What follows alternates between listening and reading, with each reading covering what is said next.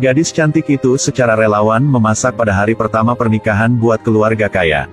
Tapi si suami lagi tidak peduli. Karena dia tidak mencintai istri yang yahnya paksanya menikah. Masal tidak bilang apapun saat saling makan. Leila sangat malu sehingga dia tidak tahu di mana harus meletakkan tangannya. Kononnya, suaminya sering minum kopi setelah makan. Leila lagi membuat kopi dan membawanya. Masal memarahinya, kok harus lakukan begini? Apakah kamu pikir jika kamu melakukan ini, aku akan mencintaimu? Aku tidak akan pernah mengakui bahwa kamu adalah istriku. Leila memiliki kesedihannya sendiri tetapi tidak dapat bicara. Dia hanya ingin menepati janjinya kepada ayah mertuanya. Merawat suami dengan baik lagi dianggap sebagai berniat yang buruk. Di sisi ini, ibu mertua yang tidak menyukai Leila diam-diam menelepon Sehriye. Katanya akan mencari cara untuk mengeluarkan Leila secepatnya. Lalu biarkan Sehriye dan putranya bisa menikah. Kalau begitu, di masa depan, dia akan lebih mudah untuk dekati kelas atas. Di sisi ini, Masal menemukan teman yang baik untuk turut hati. Dengan tiba-tiba berbalik, seorang naik sepeda tanpa perhatian lagi tabraknya. Masal paksanya untuk segera meminta maaf. Tetapi pria berambut keriting lagi bilang, jangan berpikir kalau memiliki uang itu lagi jadi sombong. Masal segera jadi marah.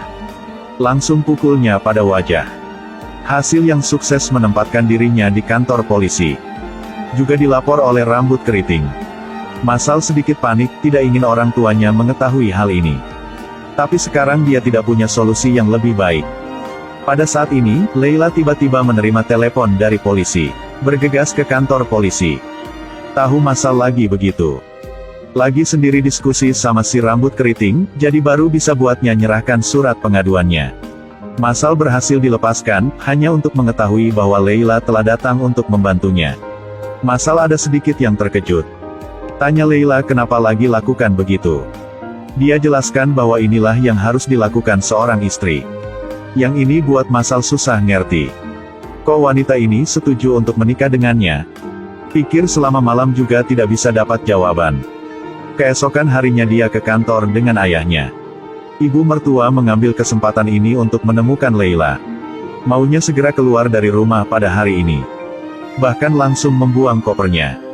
Leila tidak bisa percaya. Dia menuruni tangga, melipat pakaiannya satu persatu, dan memasukkannya kembali ke dalam koper. Saat ini dia benar-benar ingin pergi saja. Lebih baik tinggal di pedesaan dengan hari-hari yang bahagia. Saya juga tidak ingin hidup dalam keluarga kaya ini dan selalu digertak. Tapi pikir tentang janji kepada ayah mertua. Dia menahan lagi dan langsung masuk rumah sekali lagi. Ibu mertua tidak bisa percaya padanya.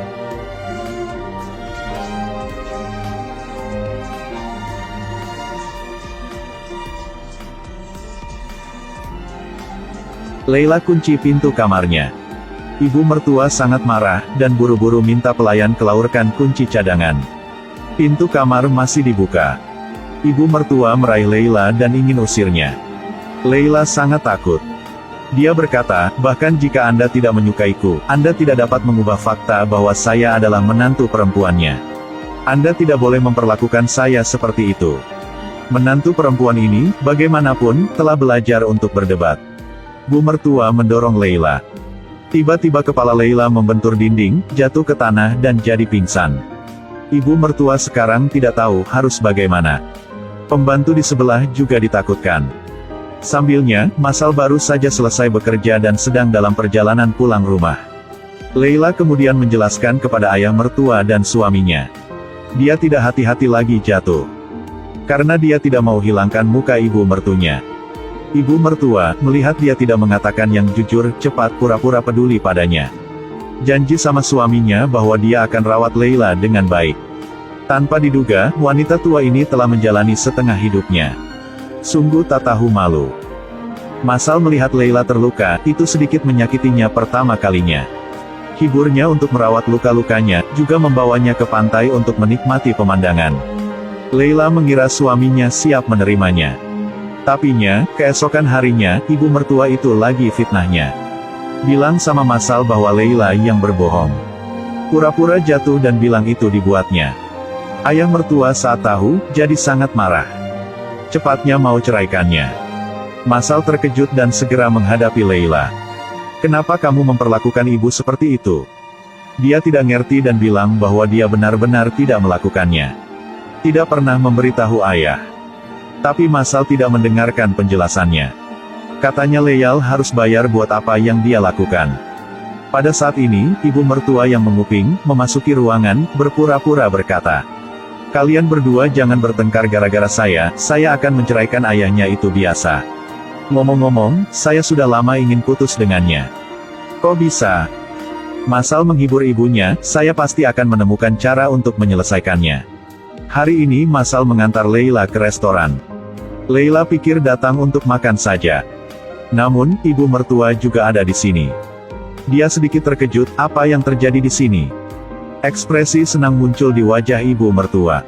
Masal menoleh ke Leila dan berkata, "Kamu harus segera meminta maaf kepada ibu, akui kesalahannya."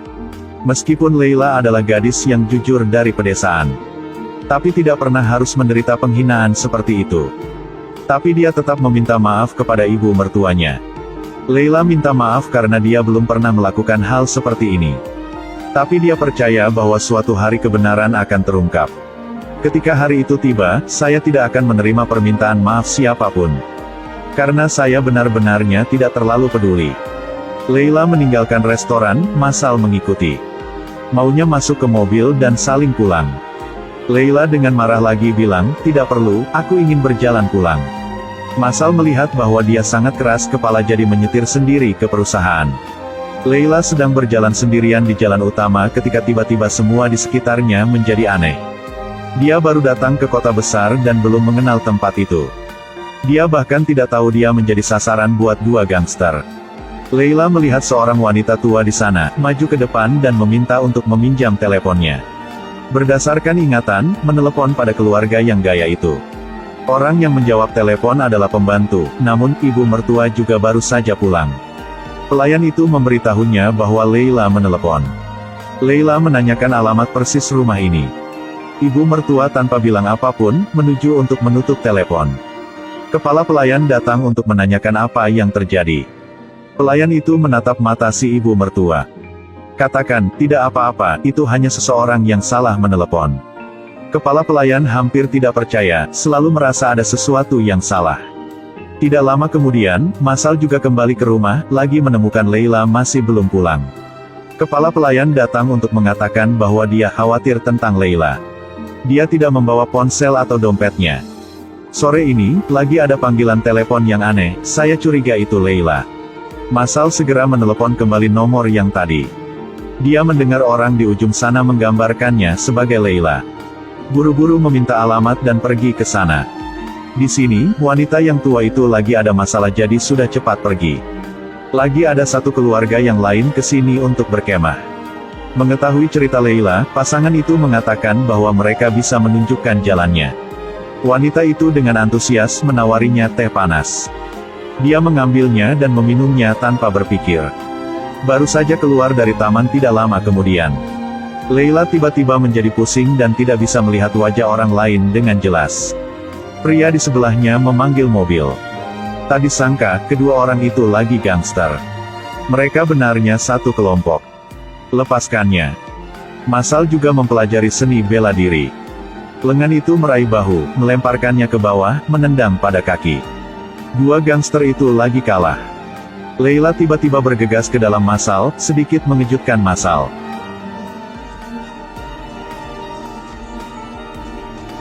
Sampai rumah, Masal nyalahkannya karena tidak mengerti situasi. Tidak ada gadis manapun yang lupa bawa dompet dan telepon. Lagi berani di luar sendiri. Leila bilang dia akan memperhatikannya lain kali. "Aku juga tidak mau ganggu Anda." Masal jadi lebih marah. Dengan baik hati, Masal baru saja mau ingatkannya, tapi lagi dianggap sebagai penjahat. Malam ini lagi tidak bisa tidur.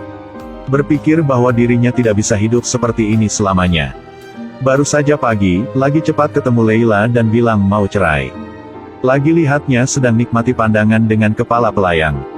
Mendengar percakapan mereka. Mengenal Leila sejak kecil memang sangat menyukai laut.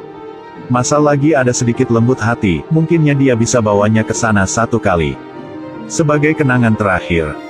Keduanya duduk di tepi pantai. Masal menceritakan kisah cinta dongeng Putri Duyung.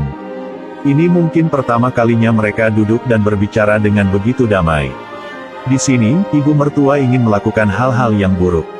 Lemparkan ornamen ke tanah jadi hancur. Jangan biarkan pelayan datang untuk bersihkan. Masal karena harus bekerja, jadi langsung ke perusahaan, Leila hanya bisa pulang sendiri dulu. Baru saja memasuki rumah, ibu mertuanya lagi berteriak padanya. Tunjuk kepecahan di tanah dan tanyakan mengapa dia memecahkannya. Ini adalah dia membelinya dari Perancis dengan harga tinggi. Leila sangat dibingungkan, dia tidak menyentuhnya sama sekali. Ibu mertua menyuruhnya untuk tidak membuat alasan. Leila berkata, saya tidak melakukan itu, tolong jangan terus memfitnah saya. Pada saat ini, Sehriye tiba-tiba datang. Dia bilang itu salahnya. Kali ini, ibu mertua yang bingung. Kenapa Anda tidak ikuti saya? Apa yang Anda bicara? Kalau begitu, ibu mertua menyerah, berbalik dan pergi. Leila segera berterima kasih pada Sehriye. Tanya kenapa lagi bantunya.